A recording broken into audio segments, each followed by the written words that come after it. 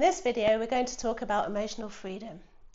Now, I know that might sound a little bit airy-fairy or abstract at first, but stay with me, because emotional freedom is one of the most practical, life-changing things that you can experience, you can give yourself, especially right now, and especially as a woman who's maybe feeling like she's living a version of life that wasn't really hers to begin with. By the end of this video, you walk away with a powerful action, a small powerful action to help you stop outsourcing your feelings and to start trusting your inner compass again. So let's dive in, because for so many of us, our emotions were never really ours. From such a young age, they were shaped, managed, and sometimes even controlled by the world around us.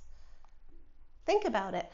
How many times were you told things like, be nice, don't overreact, stop being so dramatic, don't be so sensitive, smile, say thank you? Sound familiar? And little by little, we learned to second guess what we felt.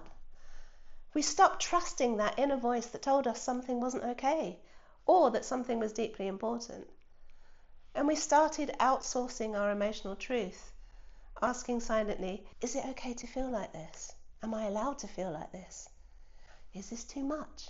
And that gap between what we actually feel and what we think we're allowed to feel, that's where the real disconnection begins.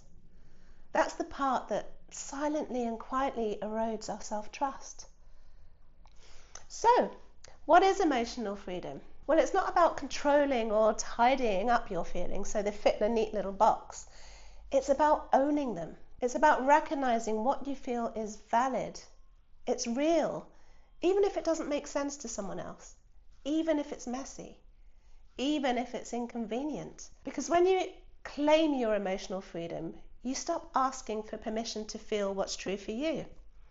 You start catching yourself in those moments where you're shrinking down or abandoning what you know deep down just to make others feel more comfortable. You stop silencing your own instincts for the sake of keeping the peace. And here's why it matters so much right now. We're living in a world that tries to tell you constantly what you should feel, what's appropriate, what's attractive, what's professional, what's too much, what's not enough. But emotional freedom invites a different question. Instead of, what's expected of me right now? It gently asks, what is mine to feel in this moment? And what do I need to do to honor that feeling fully?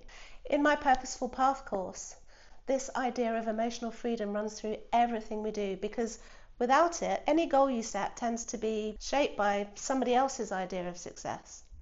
And any boundary you try to create can feel fragile because it's not really built on something that's true to you.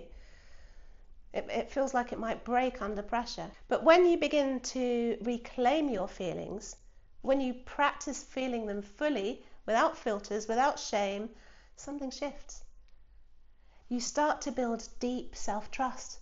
And with that comes clarity, confidence. The confidence arises because when you have clarity, when you know where you're going, what your direction is, it builds confidence, a sense of direction that doesn't require outside approval. So here's my invitation to you today. If you've ever been told you're too much, or if you've been praised for being so calm or so strong, while secretly holding a storm inside, this is your reminder. Your emotions aren't flaws. They're not weaknesses. They're not a liability. They're information. They're wisdom. They're your inner compass trying to guide you back to what truly matters. You don't need to edit or curate what you feel to make it more acceptable. You get to feel it all. The whole beautiful, complicated range.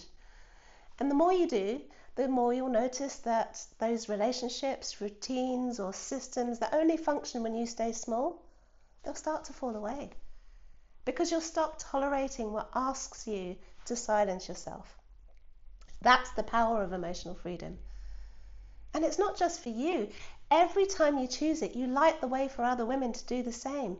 You set an example. You show what's possible. So your small action for today? Take 5 minutes, check in with yourself, and ask, what am I really feeling right now?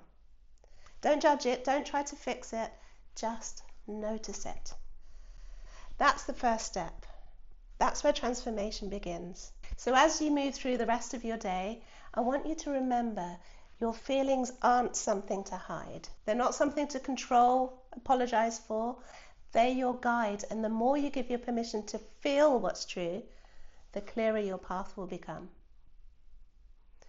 If this message spoke to you, I'd love for you to hit that like button, subscribe, and share this video with another woman who might need to hear this reminder today.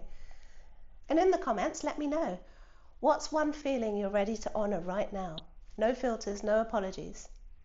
I read every single one, and I love to cheer you on. Thanks for being here, and I'll see you in the next video. Until then, keep choosing yourself, keep choosing your truth, and keep walking your purposeful path.